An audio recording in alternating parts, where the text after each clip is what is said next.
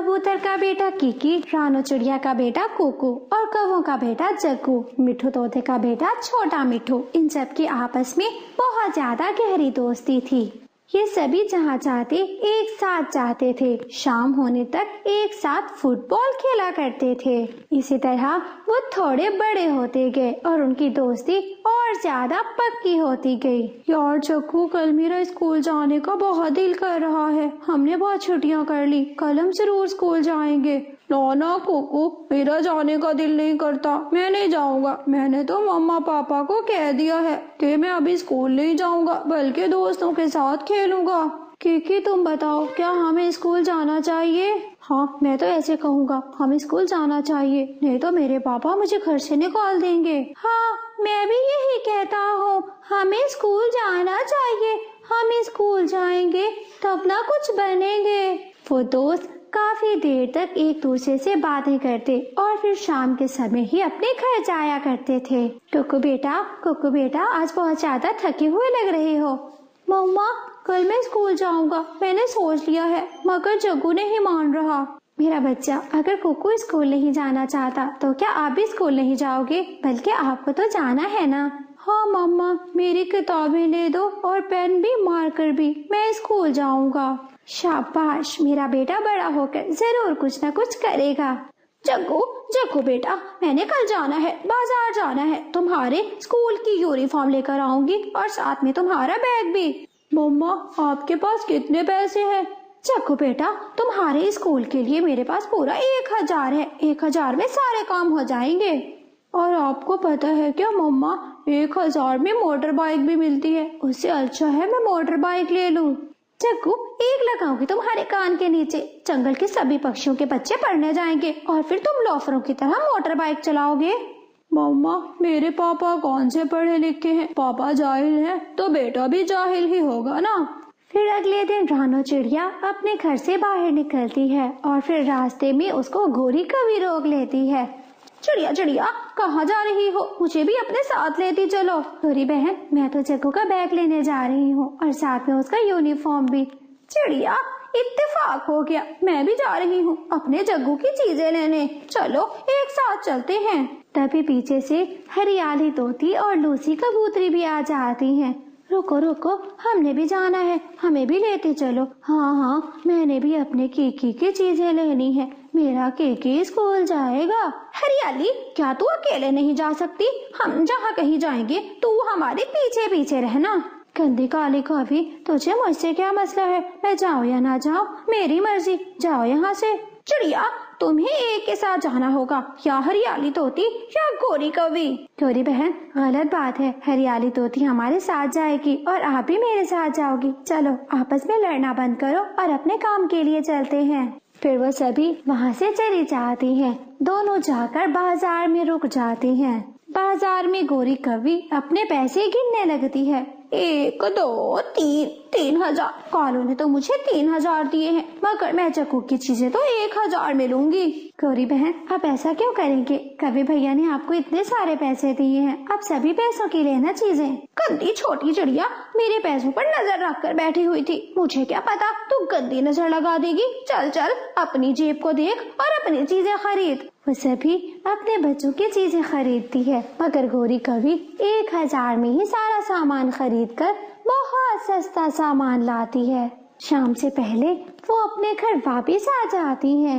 मम्मा, आपने तो मेरी बहुत अच्छी चीजें ली हैं, मुझे ये चीजें बहुत पसंद आई हैं। क्योंकि बेटा, मेरे पास इतने पैसे थे, मैंने सभी की चीजें ले ली। मम्मा, ये बैग तो बहुत हल्का है और ये कॉपी किताबें भी बहुत गंदी हैं, ये आप क्या करके लाई? गोरी, मैंने तुम्हें इतना पैसा दिया था, ये तुम क्या कचरा उठा कर ले आई हो? कालू मियाँ जी, तुमने मुझे सिर्फ और सिर्फ 3000 दिए थे। 3000 में इतना सामान मिलता है, पूरी दुकान नहीं मिलती। गोरी, मैं भी इसी दुनिया में रहता हूँ, मुझे पता है 3000 में क्या क्या मिलता है। मैं अभी जाता हूँ और चिड़िया से पूछ कर आता हूँ कि बाकी के पैसे तुमने कहाँ किए। कालू मेरा सुंदर पति, ऐसी तो कोई बात नहीं है, पैसे हैं मेरे पास, वो तो मैंने थोड़े से बचा लिए, चेक कर रही थी। ये ना हो जग्गू स्कूल ना जाए और हमारे सारे पैसे जाया हो जाएं। हाँ हाँ गौरी, अक्लमंद तो बहुत ज्यादा हो। चलो, जो मेरे पैसे बचे हैं वो मुझे दे दो। कालू, जब ये पता चल गया कि मैं समझदार हूँ तो फिर ये भी जान लो मैं तुमको पैसे नहीं दूँ। फिर अगले दिन सभी पक्षियों के बच्चे तैयार होकर स्कूल की ओर जाने लगते हैं। अपने तोते टीचर से वो सारा दिन पढ़ते हैं। उनकी क्लास में एक चील का बेटा चीलू भी था। सुनो पक्षियों, हमारे साथ चीलू भी पढ़ेगा। चीलू, चीलू बेटा कैसे हो?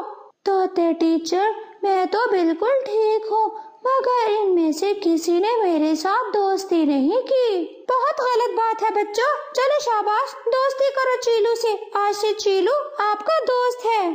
तोते टीचर, आप गलत बात करते हो। देखो, वो चील का बच्चा है, वो हमें खा भी सकता है। नहीं तोते टीचर, मैं चील का बच्चा जरूर हूँ, मगर मैं मांस नहीं खाता। मैं तो सूखा दाना और मीठा फल खाता हूँ। इसी तरह छुट्टी हो जाती है। छुट्टी के बाद सभी पक्षी घर नहीं जाते बल्कि नदी किनारे बैठ जाते हैं। तभी उनके पीछे चील का बेटा चीलू भी आ जाता है। दोस्तों दोस्तों, क्या तुम मेरे साथ दोस्ती करोगे? देखो, हम तुम्हें दोस्त जरूर बना लेंगे, मगर पहले हम अपने मम्मा पापा से पूछेंगे। क्यों? मैं अपनी मम्मा से पूछ कर आऊंगा, फिर दोस्ती करूंगा। अगर तुम मेरे साथ खेलोगे, मैं फिर तुमसे दोस्ती करूंगा। हाँ हाँ, जरूर जरूर, हम क्यों नहीं खेलेंगे। चलो, मेरे जहन में एक उपाय है। हम छुपन छुपाई खेलते हैं।